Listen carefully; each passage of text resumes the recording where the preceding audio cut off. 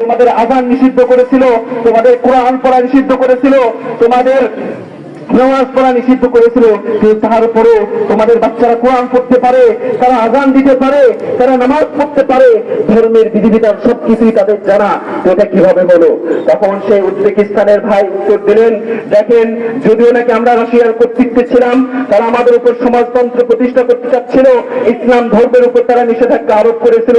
আমরা যদিও নাকি তাদের সরকারি অফিসে চাকরি করতাম, কিন্তু যখন আমাদের অফিস ছুটি হতো তখন বাড়ির গোপন কামরায় এসে আমরা মসজিদ বসাতাম, আমরা আমাদের বাচ্চাদেরকে কোরআন শিখাইতাম, আমরা আমাদের বাচ্চাদেরকে দিনের বিধিবিধান শিখাইতাম, কিভাবে আযান দেয় সে আযান দেওয়া শিখাইতাম। আমাদের বাপ দাদাদের কাছ থেকে, দাদি নানির কাছ থেকে, মা বোনদের কাছ থেকে তারা এই সকল বিধিবিধান শিখতো। আমাদের যখন কোনো বিয়ে শাদী হতো তখন আমরা সেই রাশিয়ার আইন অনুযায়ী কোর্টে গিয়ে বিয়ে করতাম। বিয়ে করার পর পরবর্তী সময়ে আবার আমরা বাড়িতে এসে আত্মীয় স্বজন একত্রিত হয়ে আবার সেই ইসলামী যে বিধিবিধান রয়েছে সেই বিধিবিধানের আলোকে পুরোই আমরা বিয়ে বন্ধনে আবদ্ধ হতাম।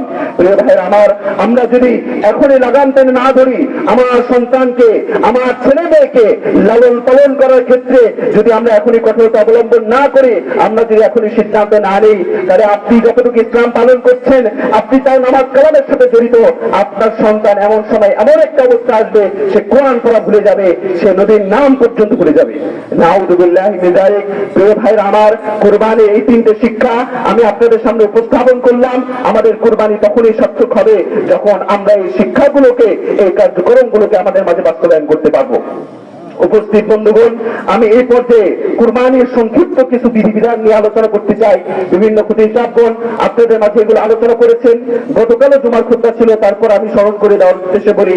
প্রথম যে বিষয়টি সেটি হলো, কুরবানি হবে একমাত্র আল্লাহ সুবহানাহু ওয়া তাআলার জন্য, কাউকে খুশি করার জন্য, লৌকিকতার জন্য, কোনো ধরনের প্রশংসা করার জন্য বা গর্ব অহংকারের জন্য কুরবানি হবে না।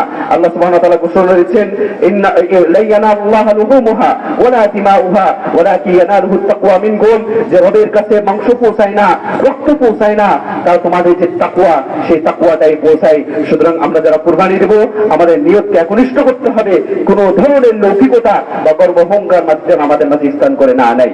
প্রিয় ভাইরা আমার, কুরবানি যে দ্বিতীয় বিধান সেটি হচ্ছে কুরবানি হতে হবে হালাল টাকায়, বৈধ উপায়ে উপার্জিত অর্থ দিয়ে কুরবানি দিতে হবে।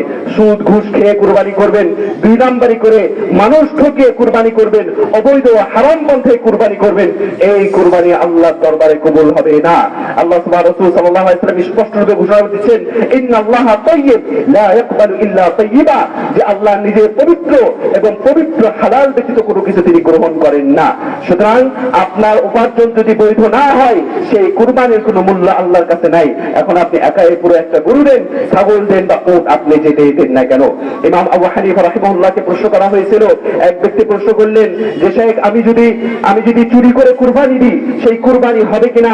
কুরবানির মাধ্যমে আমি চুরি করার কারণে অপরাধী হলাম, অপরাধ করলাম, ওদিকে কুরবানির মাধ্যমে আমি সওয়াব কামাইলাম, তো একটা কাটাকাটি হয়ে গেল, মধ্যখানে আমি ফ্রি মাংস খেতে পেলাম, এটা হবে কিনা?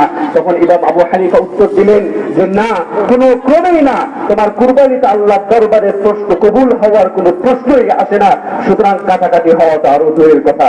সুতরাং এই ধরনের হারাম ও অবৈধ উপায়ে উপার্জিত অর্থ দিয়ে কুরবানি করার কোনো মানে হয় না। আল্লাহ তাআলা এই ধরনের কুরবানি চান না।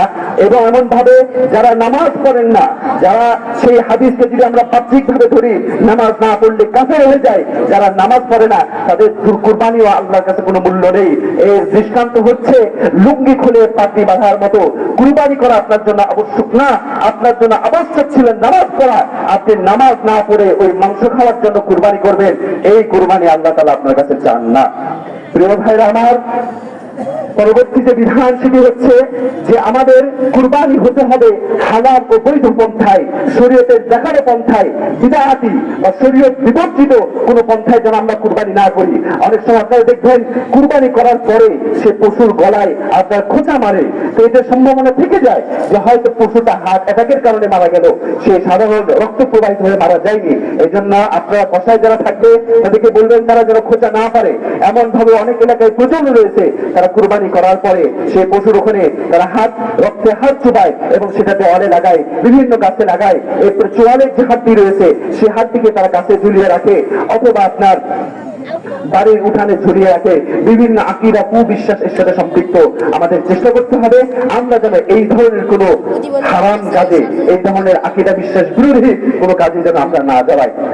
চতুর্থ যে বিষয়টি সেটি হলো আমরা যেন কুরবানির পুরো সব মাংস ফ্রিজ না করি, বরং আমাদের গরিব দুস্থ অসহায় আত্মীয় স্বজন যারা রয়েছে, প্রতিবেশী যে রয়েছে যারা, যাদের বছরের একটা দিনও হয়তো গরুর মাংস খাওয়ার সুযোগ হয় না, আমরা যেন তাদের কথা ভুলে না যাই, আমরা যেন তাদের কথা মনে রাখি।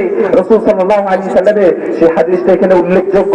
রাসূল সাল্লাল্লাহু আলাইহি সাল্লামের বাড়িতে একবার একটা ছাগল জবাই করা হলো, ছাগল জবাই করার পরে মাংস বানানো হচ্ছে। রাসূল সাল্লাল্লাহু আলাইহি সাল্লাম বাইরে গিয়েছেন, আসার পরে আয়েশাকে জিজ্ঞাসা করলেন, ওগো আয়েশা, মাংস কিছু আছে না সব দিয়ে দিলা? তখন আয়েশা যখন বললেন যে আল্লাহ রাসূল কিছুই নাই, শুধুমাত্র একটা এই কাঁধের একটু মাংস আছে। তখন রাসূল সাল্লাল্লাহু আলাইহি সাল্লাম বললেন যে আয়েশা, তুমি ভুল হিসাব করেছো, বরং তুমি যেটা সরটা করে দিয়েছো ওটাই থাকলো, আর এই কাঁধের মাংস যেটা রেখে দিলা